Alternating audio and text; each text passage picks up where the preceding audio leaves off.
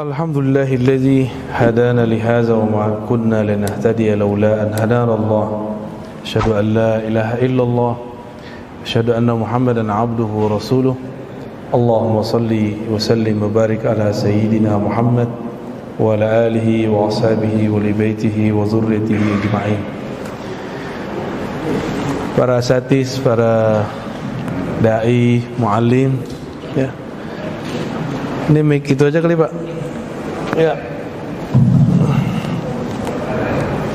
Nah, gitu. Ya. Semoga dalam berkah ridha Allah Subhanahu wa taala. Dalam akhir surat Luqman Allah berfirman, "Innallaha 'indahu ilmus sa'ah." Sesungguhnya di sisi Allah lah. Maksudnya milik Allah lah ilmu mengenai sa'ah. Syukran. Apa arti sa'ah? Hari kiamat. Tapi secara harfiah sa'ah itu berarti time, waktu. Ilmu tentang waktu itu ada di sisi Allah Subhanahu wa ta'ala. Karena ilmu ini di sisi Allah, hanya orang-orang yang ruhaninya hidup di sisi Allah bisa mengetahuinya. Maka kita sudah dapat pastikan yang ruhaninya hidup di sisi Allah pasti baginda Rasulullah sallallahu alaihi wasallam.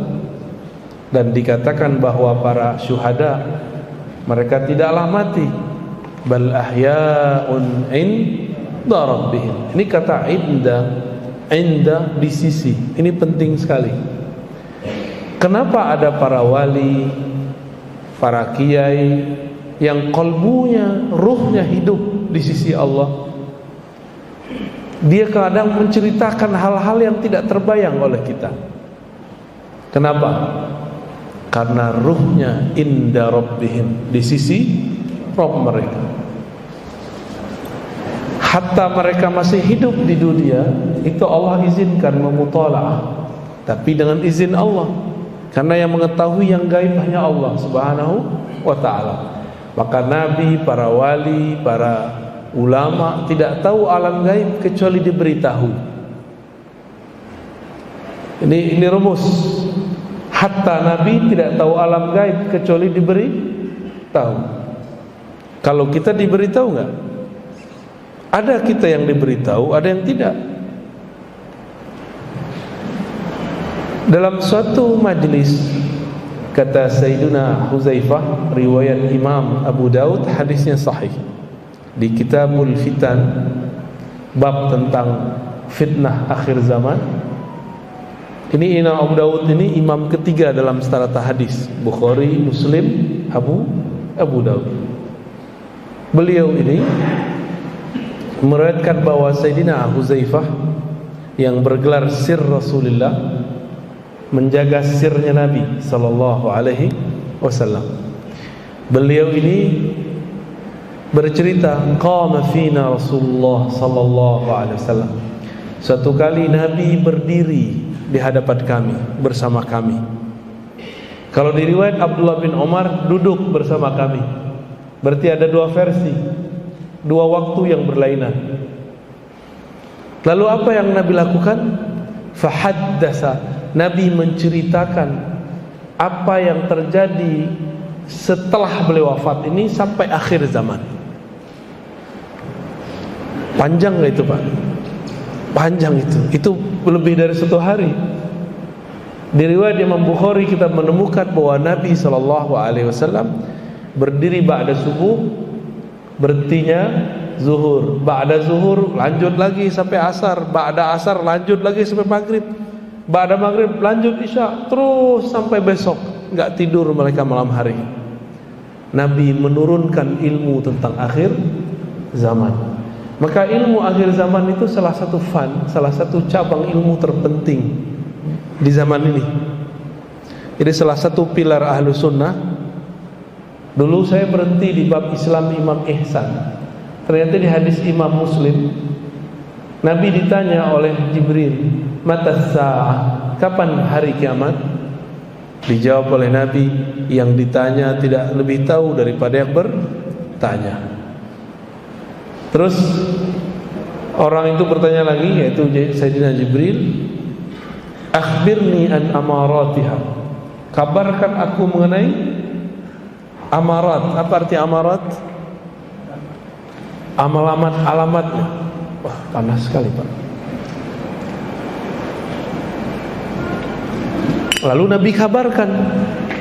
Berarti ilmu yang diturunkan Nabi bukan ilmu mengenai kapan kiamat, ini rumus. Tapi ilmu yang diturunkan Nabi mengenai tanda-tanda kiamat. Sudah. Oh ya, lupa. Kita baca Al-Fatihah dulu ya. Supaya Allah membuka hati kalbu kita, mari kita baca surah Al-Fatihah. A'udzubillah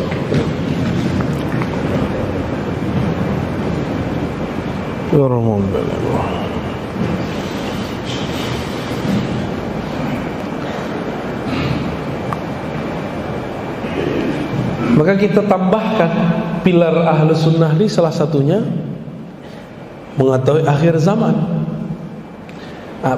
Akhir zaman ini kita pecah jadi dua ilmu. Pertama mengenai pergerakan menyambut akhir zaman.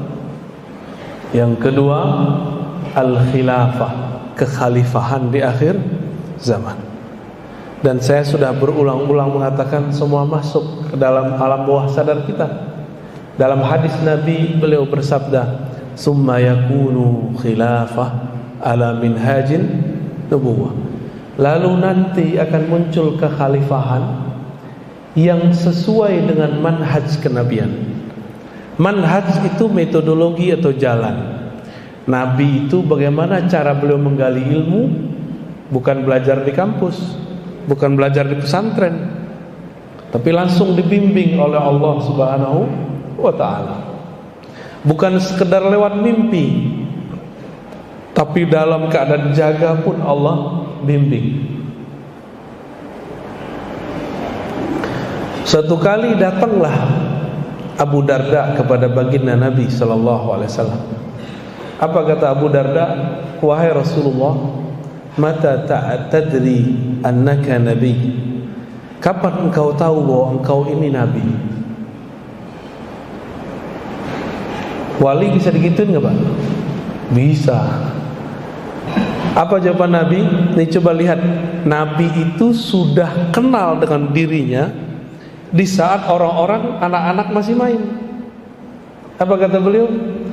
Aku tahu bahwa aku seorang nabi, sadar penuh di saat kami sedang bermain-main, kira-kira umur 5 tahun, 6 tahun atau 7 tahun.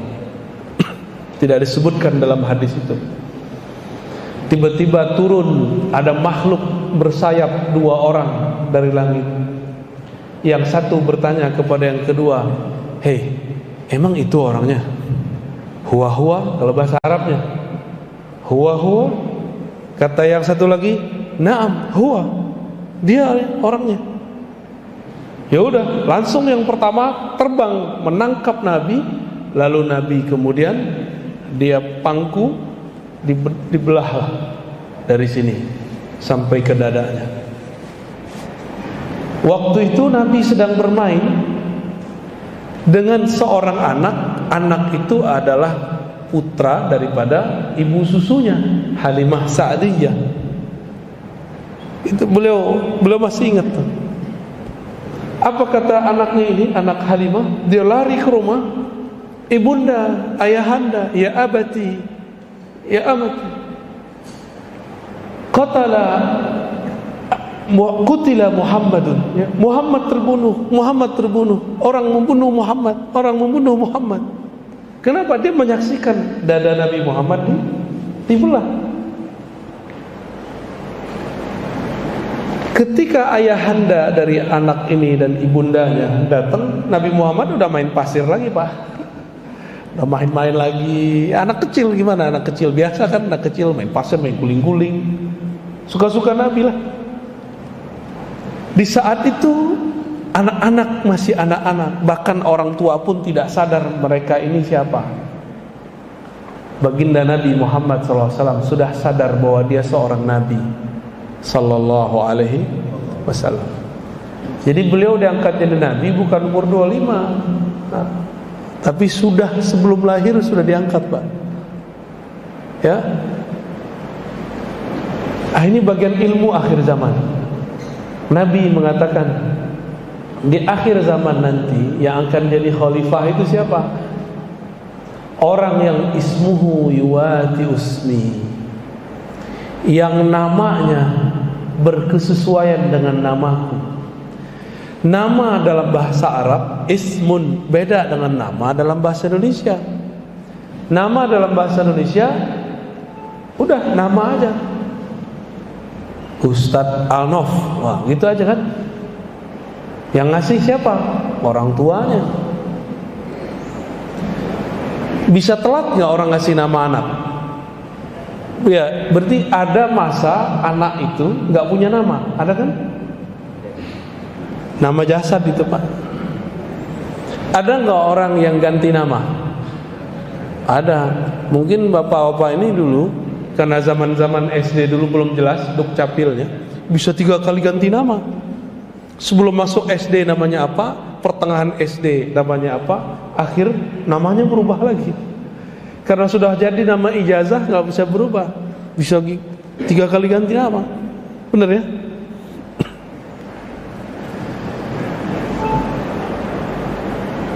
Yang dimaksud nama di situ dijelaskan oleh Imam Al-Bajuri. Imam Al-Bajuri ini bukan Bajai Bajuri, Pak. Bajuri ini ulama Mesir, Syekh Ibrahim Al-Bajuri Al-Misri ya. Kita punya sanad ke beliau terpendek, itu dari jalur murid-murid Sayyid Muhammad Alawi Al-Maliki dan Syekh Yasin Al-Fadani. Punya murid umurnya ratusan tahun, namanya Al-Aquri. Al-Aquri langsung belajar kepada Ibrahim Al-Bajuri. Apa kata Imam Al-Bajuri? Ism itu maknanya tanda, al-alam awil wasam wal-sumu al-ulu, tanda-tanda dan ketinggian ilmu ataupun derajat. Berarti tanda yang terjadi pada baginda Nabi akan terjadi pada Imam Al-Mahdi. Ketinggian ilmu yang ada pada Nabi akan diberikan kepada Al-Imam Al-Mahdi. Nabi itu dapat wahyu lebih sering sadar atau lagi tidur? Sadar. Maka Al-Mahdi dapat ilhamnya seringnya lagi sadar. Tapi sekarang ada yang digadang-gadang jadi Imam Mahdi pakai mimpi. Masa kita mau menggantungkan hidup kita pakai mimpi orang, Pak? Kita nggak kenal juga dia siapa. Udah ketemu Rasulullah belum tentu. Di hadis Abu Daud dikatakan bahwa ada keturunan Rasulullah nanti yang ngakunya salah. Dia bukan Mahdi, dia ngaku Mahdi. Hadis riwayat Abu Daud. Pakai ngaku-ngaku di YouTube lagi ya. Masa Imam Mahdi ngaku di YouTube? Dan itu bukan 1 2, Pak. Banyak. Ini persoalan akhir zaman. Ini persoalan yang ditulis di Quran. Ilmu sa'ah itu di sisi Allah. Maka jangan main-main, jangan gantungkan nasib kita akhir zaman lewat mimpi seseorang yang kita nggak kenal, yang kita nggak tahu dia siapa. Ilmu apa yang ada pada diri Nabi? Nabi itu menjadi Nabi karena apa? Karena dia seorang insinyur? Enggak kan? Dia hafal kitab? Enggak. Ilmu apa yang ada di kolbu Nabi? Banyak ilmu di kolbu Nabi. Pertama, ilmu awalin, ilmu masa lalu. Jadi Nabi bisa cerita tentang masa lalu. Yang kedua, ilmu akhirin, ilmu masa depan. Ini Allah yang ajarkan semua. Bukan berarti Nabi tahu alam gaib. Nabi dikasih tahu. Ilmu apa lagi? Banyak. Ini baru beberapa. Kemarin ada yang nanya di Kampar ya, Toha Yasin itu nama Rasul bukan? Iya, Toha Yasin.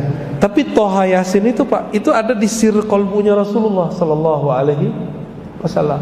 Berarti Quran itu sirnya Rasulullah Sallallahu Alaihi Wasallam.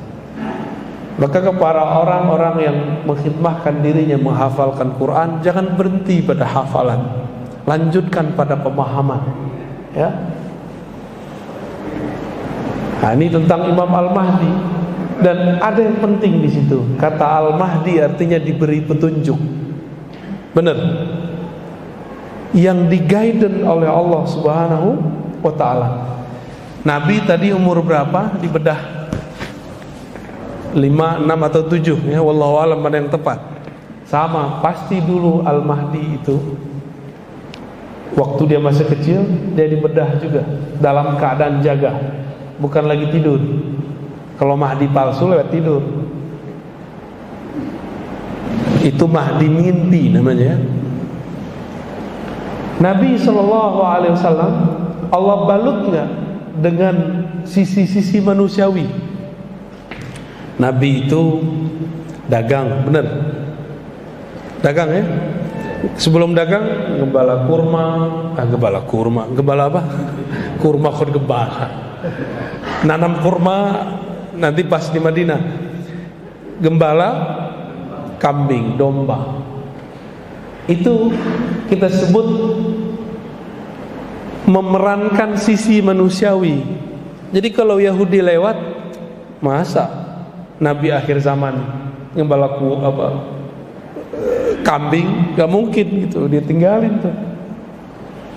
Satu kali setelah beliau agak remaja, dibawalah oleh Abu Thalib.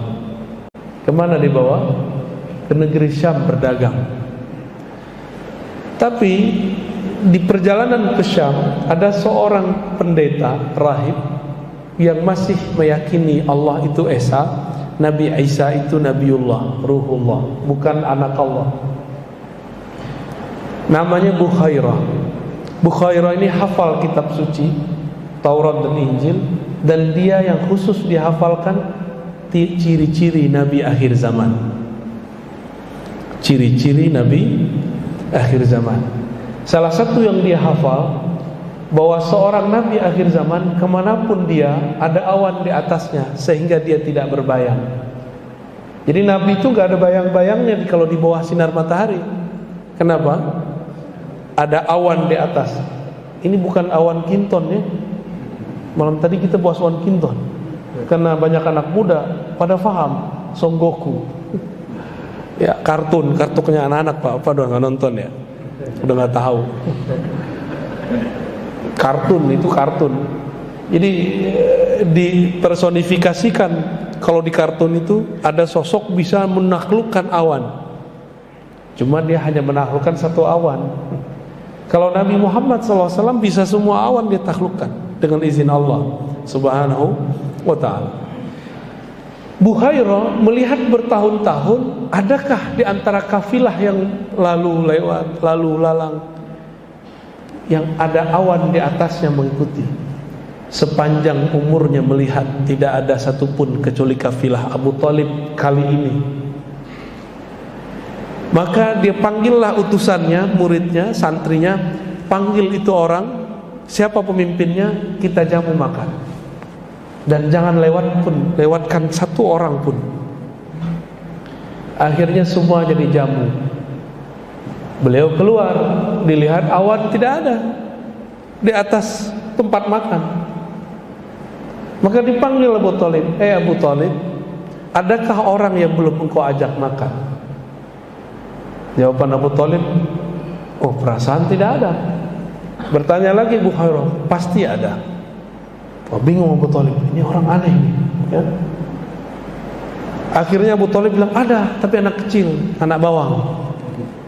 Anak bawang. Anak saya Muhammad.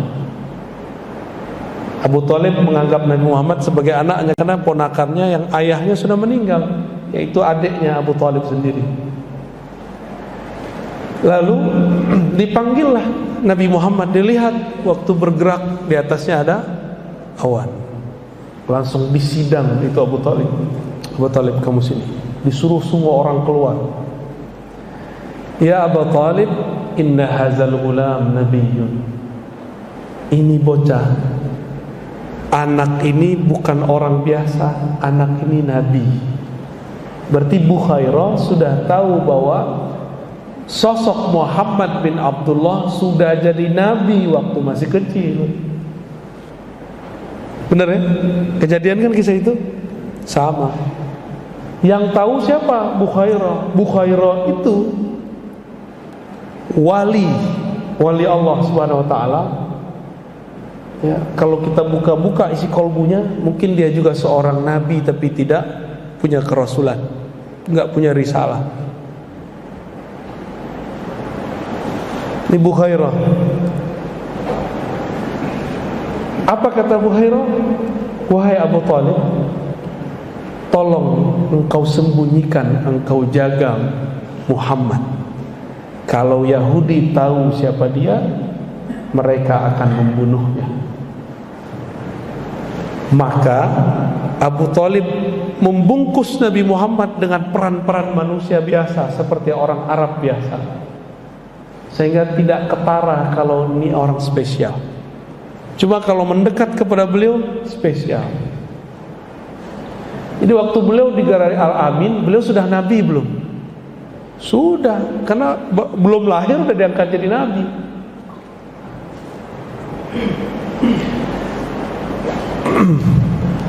Maka Al-Imam Al-Mahdi di zaman kita, Pak, bukan zaman nanti. Ini zaman ini nih. Al-Imam Al-Mahdi itu akan mengalami hal yang sama. Dia akan dipoles oleh Allah dengan sifat-sifat manusiawi yang kira-kira orang kalau melihat nggak nyangka kalau dia seorang wali. Benarlah kata Imam Ibn Athaillah As-Sakandari, ya.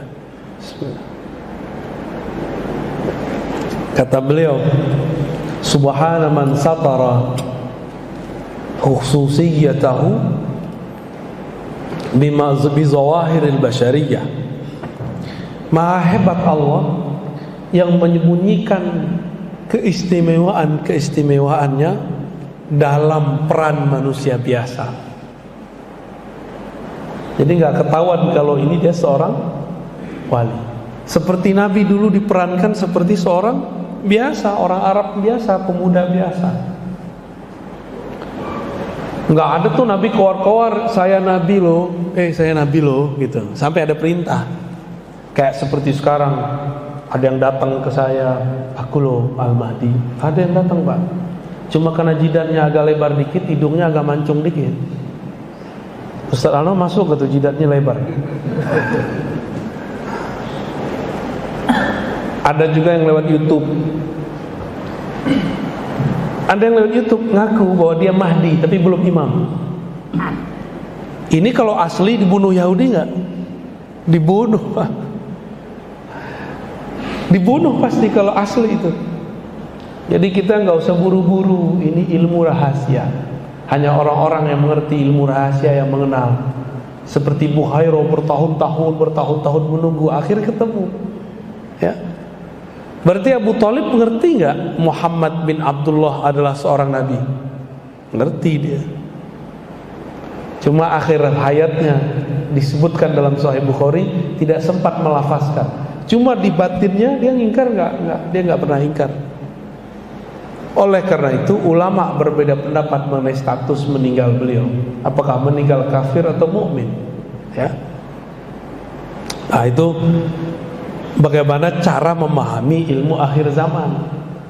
Jadi babnya ma'rifatul ism, bab mengetahui nama, yaitu tanda-tanda. Maka pelajarilah tentang sirah kenabian, kejadian yang akan terjadi pada Al-Mahdi nggak jauh beda. Bedanya nanti formulasinya.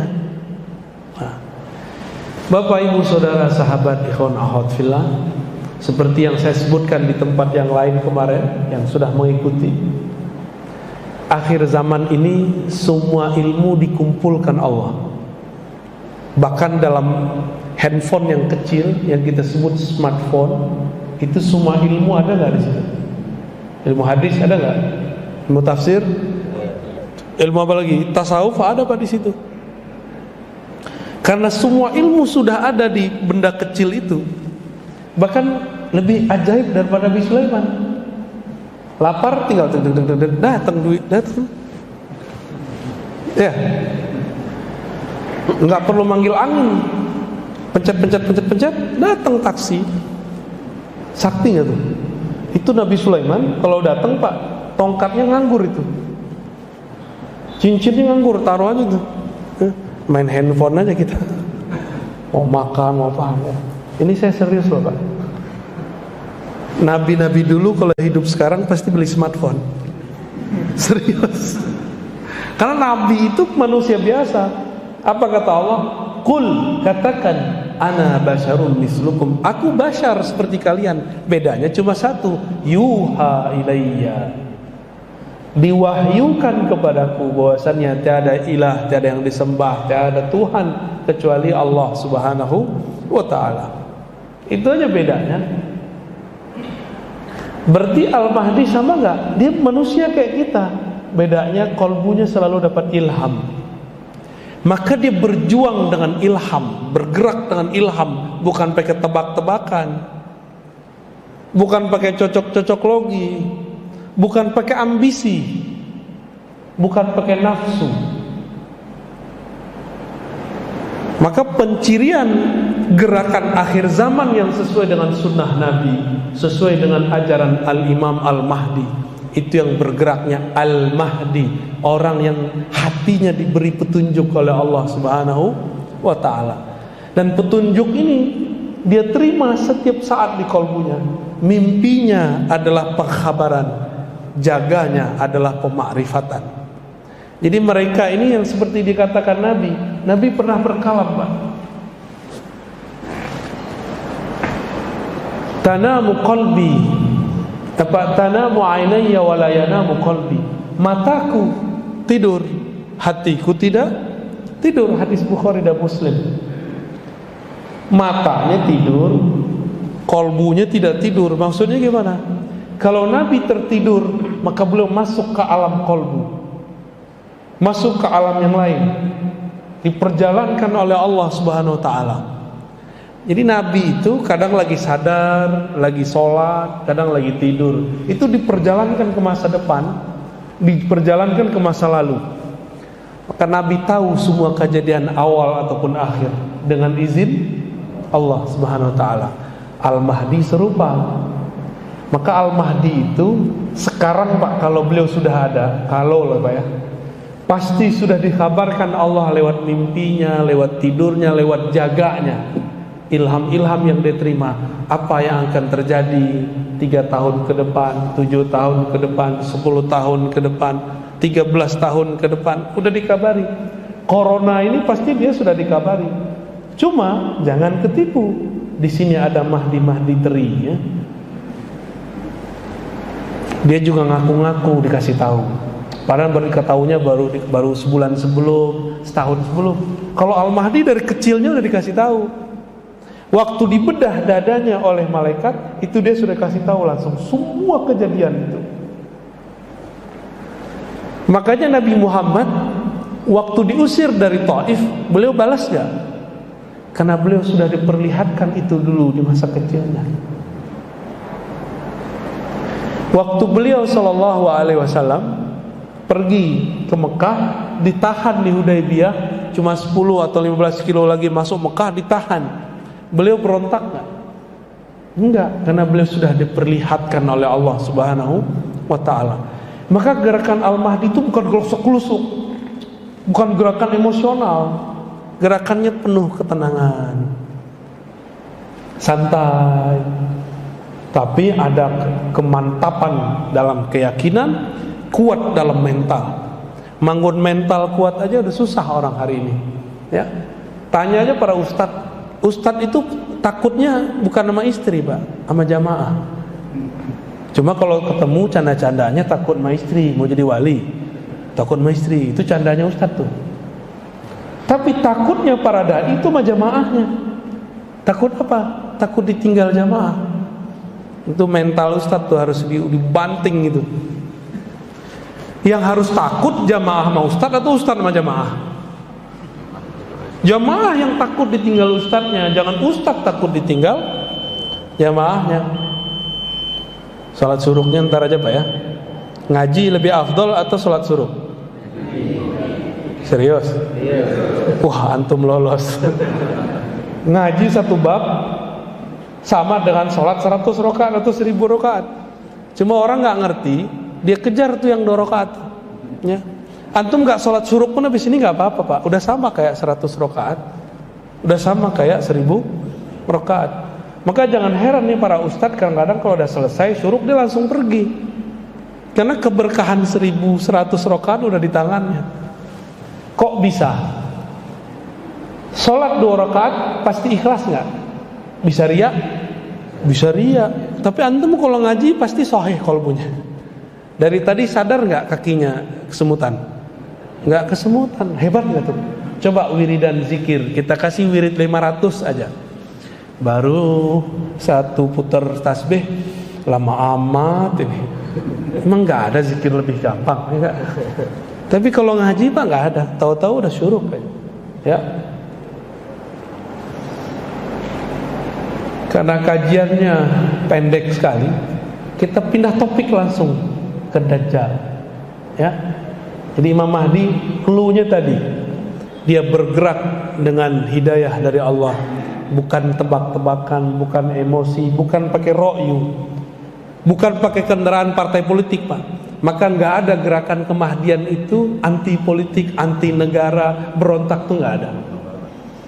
Gerakan Al-Mahdi itu tidak ada menghancurkan satu negara, nggak ada. Nanti negara udah hancur semua baru dia muncul, itu di hadisnya. Idza muliat al-ardu jawran.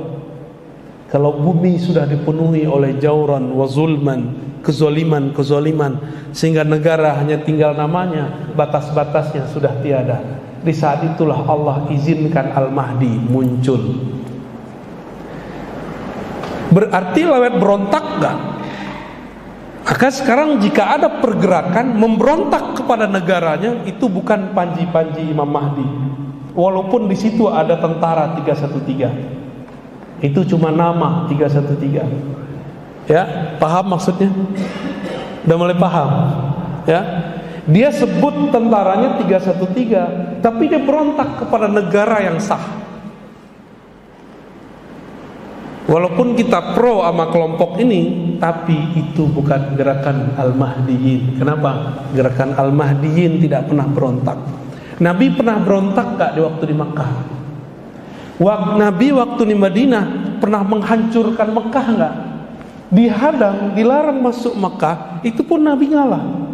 Maka gerakan Al-Mahdi itu banyak ngalahnya. Sampai datang saatnya terjadilah Futuh Mekah. Dibuka Mekah tanpa perang. Disitulah nanti terjadi Bai'at Kubra, Bai'at besar-besaran. Gak tahu tahun kapan Pak. Tapi sama Mahdian sudah dikasih tanggal, sudah dikasih tahun sama dia. Ada yang ngasih 28, ada yang ngasih 27. Ya salah. Enggak, itu enggak sah, itu batil semua tuh. Ini Allah sudah rahasiakan, masa kita klik-klik itu ya.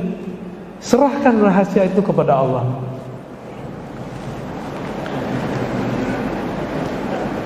Saya pernah nanya dari awal datang ke sini sampai hari ini, adakah bencana global yang lebih besar sepanjang sejarah dunia melewati corona? Efeknya Pak, efeknya goyang negara, goyang ekonomi, benar gak? Banyak goyang Mas kan? Goyang masjid, gak hanya masjid, gereja aja tutup. Jadi bukan hanya kita yang gerakan mereka itu gerakan anti agama Pak, semua agama dia musuhi. Jadi gerakan-gerakan yang kita sebut Juyushud Dajjal, tentara-tentara Dajjal itu. Dajjal itu artinya apa? Apa arti Dajjal? Raja dusta. Raja dusta artinya. Akhirnya kita nggak bisa ngapa-ngapain lagi, terpaksa ngikutin sistem mereka. Udah ikutin aja Pak, ikutin aja tanggal mainnya. Nabi Muhammad kan sering ngalah, makanya saya ngalah. Suruh vaksin, udah vaksin.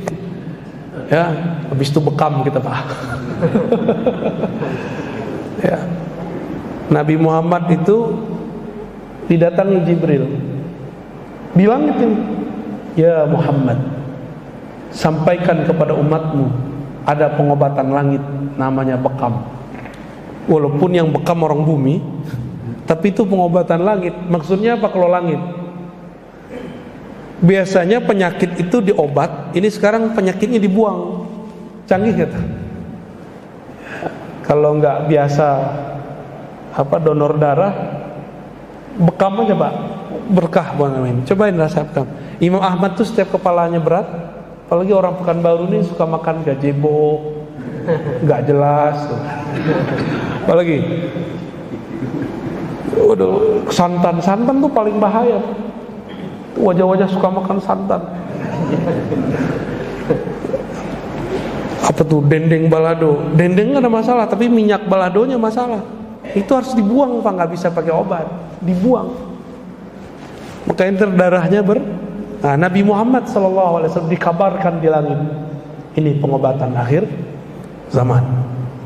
Jadi kalau versi saya, bekam itu wajib, bukan secara syar'i, secara kesehatan, sihhi, ilmu kesehatan lah di akhir zaman. Kalau bekam Pak, harus sekali seumur hidup. Nah, 40 hari sekali kira-kira ya.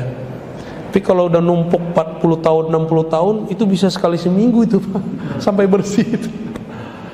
Baik.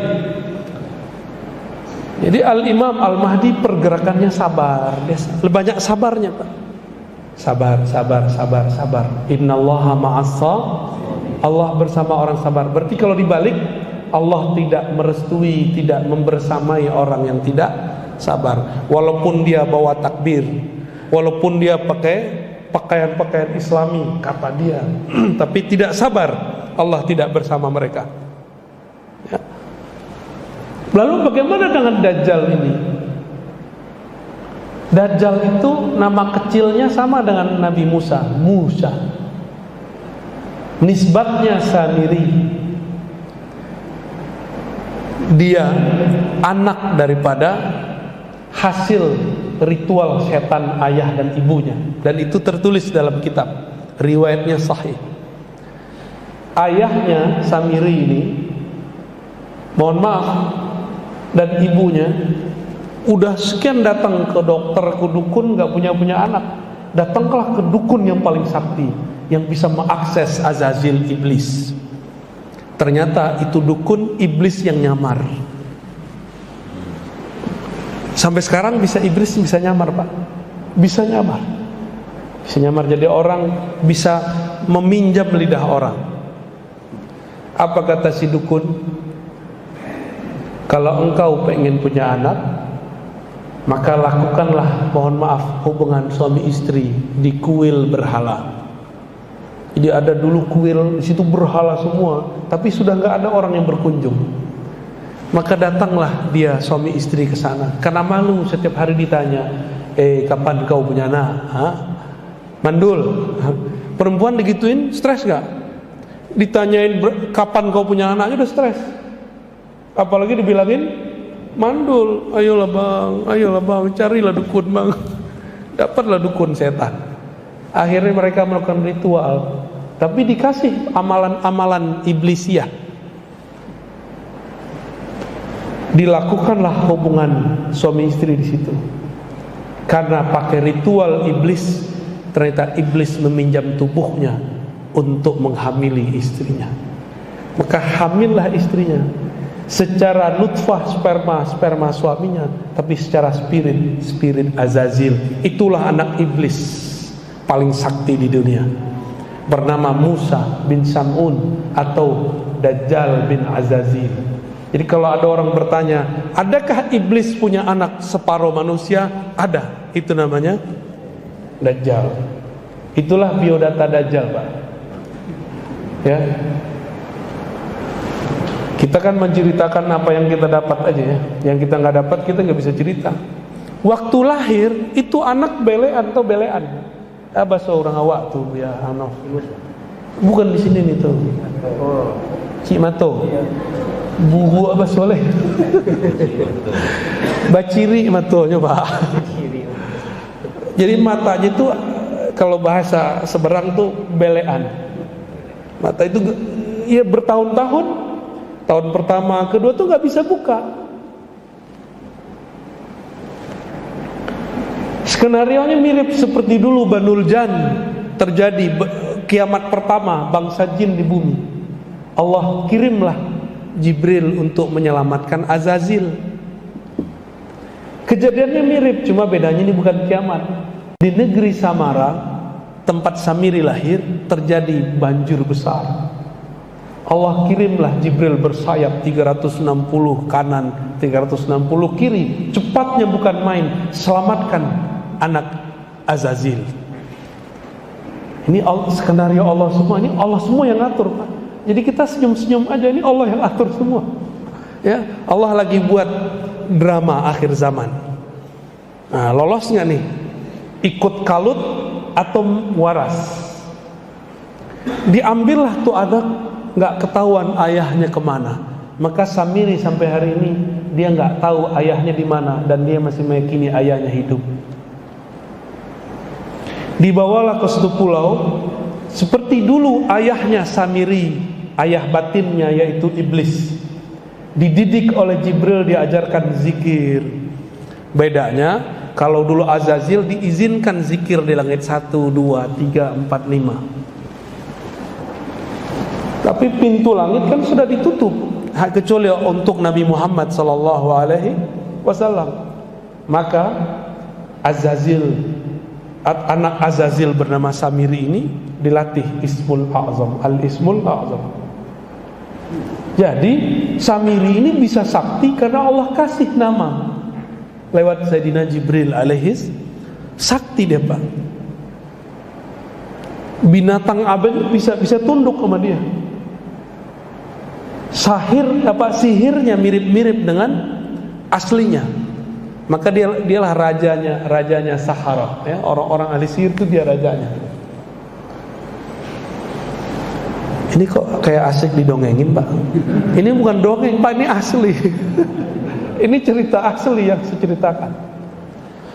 Setelah bertahun-tahun, kira-kira umur 7, 8, 9, 10, kita tidak bisa memastikan di riwayat itu, barulah si Samiri matanya kebuka bagian kiri. Yang kanan sampai sekarang until now masih baciri. Masih ada bisa boleh. Masih belean, Pak, sampai sekarang. Bagian kanan. Jadi bukan seperti yang dibayangkan orang satu mata. Itu imajinasi seniman. Apalagi matanya di tengah. Itu kalau di Songgoku namanya, Pak. Yang tahu nih Bang Mukla nih. Tenshinhan ya namanya. Nggak tahu lah namanya apa tuh. Itu imajinasi, Pak. Jadi matanya tetap dua.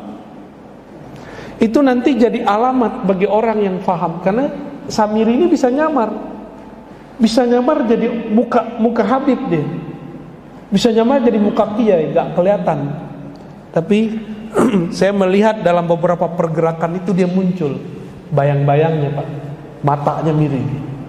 Karena saya pernah bermimpi diizinkan Allah ketemu Dajjal. Entah imajinasi, entah asli. Tapi itu yang saya lihat. Di suatu pulau, persis seperti yang dikatakan hadis. Mungkin karena kita baca hadis, cinta kepada Nabi, tasdik kepada Rasul, Allah perjalanankan secara rohani ke tempat itu.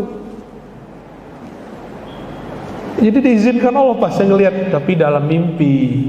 Itu masalahnya begitu, Bapak nggak usah percaya amat sama mimpi saya.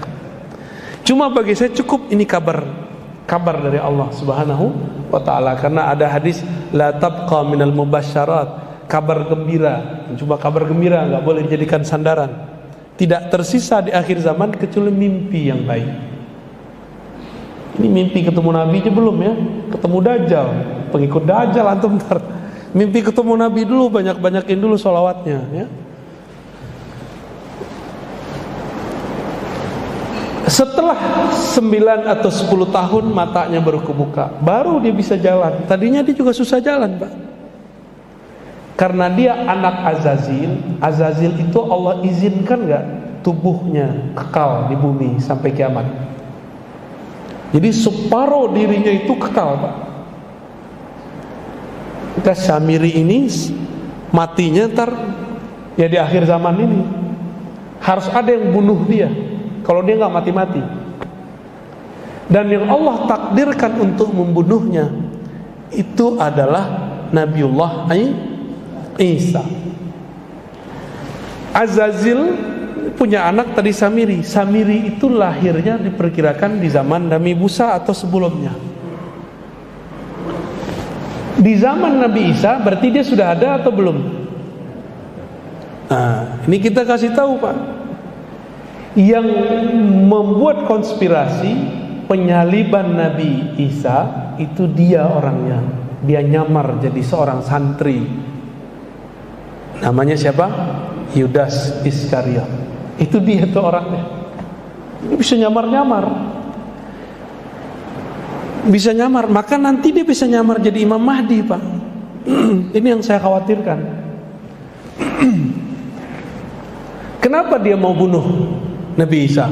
Karena dia diberitahu oleh Jibril nanti nasibmu berakhir di tangan Isa. Maka dia ingin merubah takdir. Gimana cara rubah takdir? Jadi usaha merubah takdir itu sudah pernah dilakukan oleh iblis dulu, gak berhasil. Anaknya coba. Ketika Nabi Isa hendak disalib, Allah selamatkan gak? Nah, dibuat skenario lain. Kan Allah yang buat dramanya, Allah lah sutradaranya, Allah yang nyusun skenarionya. Suka-suka Allah dong. Tiba-tiba Allah utus siapa untuk menyelamatkan Nabi Isa. Tapi kan gak disebutkan di riwayat siapa yang menyelamatkan Nabi Isa. Itu rahasia. Siapa sebenarnya yang menyelamatkan Nabi Isa? Lalu kemudian Nabi Isa naik ke langit gak? Pintu ke langit di bumi cuma satu, Pak. Baitul Maqdis. Bukan Baitul Maqdis tempat Pak Peri kemarin. Di mana itu namanya itu? Pasar Tupah. Ah, bukan di situ. Itu gak bisa naik langit di situ. Itu Al-Quds. Makanya kita wajib cinta Al-Quds. Bukan cinta bendera Palestina doang, Pak. Al-Qudsnya yang penting. Mau benderanya apa aja, yang penting Al-Quds. Seandainya di situ benderanya bendera Indonesia, ya kita bela juga. Kebetulan sekarang benderanya ya itu tuh ya. Susah juga nyebut nama benderanya apa tuh. Hitam, ada merah, ada putih ya. Nabi Isa dibawa oleh satu sosok yang dirahasiakan Allah ke pintu langit, yang nanti Nabi Muhammad pun naik ke langit lewat pintu itu. Itu yang disebut Qubbatus Sakhra. Disitulah Nabi Isa naik ke atas, langsung nyampe ke langit kedua. Berarti masih hidup nggak Nabi Isa? Masih hidup. Nabi Isa ini mempertontonkan waktu hidupnya sifat-sifat ilahiyah. Apa contohnya? Ada orang mati dihidupkan. Ambil tanah, tiup. Seperti Allah meniupkan tanah dulu menjadi Nabi Adam. Nabi Isa ambil tanah, tiup jadi burung, Pak. Kalau ada orang begitu hari ini, disembah gak? Disembah pasti.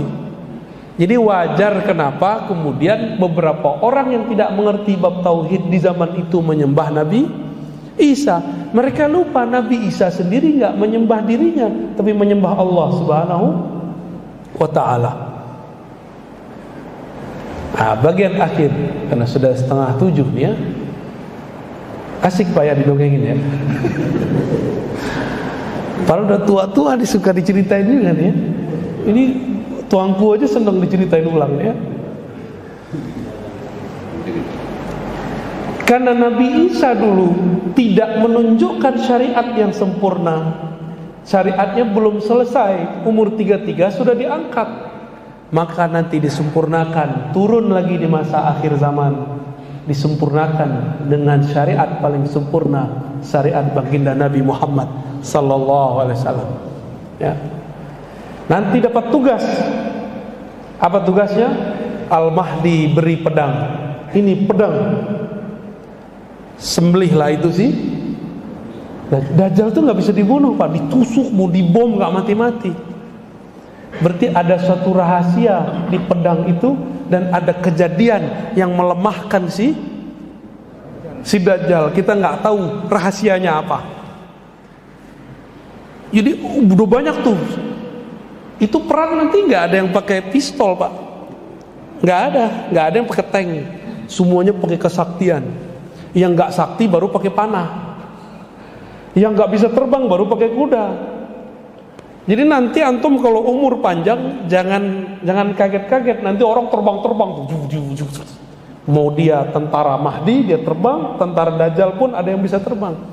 Yang nggak mengerti ilmu kewalian wali Allah atau wali setan sama-sama tuh, sama-sama sakti. Wali Allah sakti, wali setan sakti. Ya udah main panah-panahan aja. Tapi kalau dia mengerti ilmu walayah, maka sebelum dia memanah, panahnya sudah sampai. Sebelum dia memukul, pukulannya sudah telak. Masa itu masih panjang. Karena ceritanya masih ada 12 pertemuan lagi.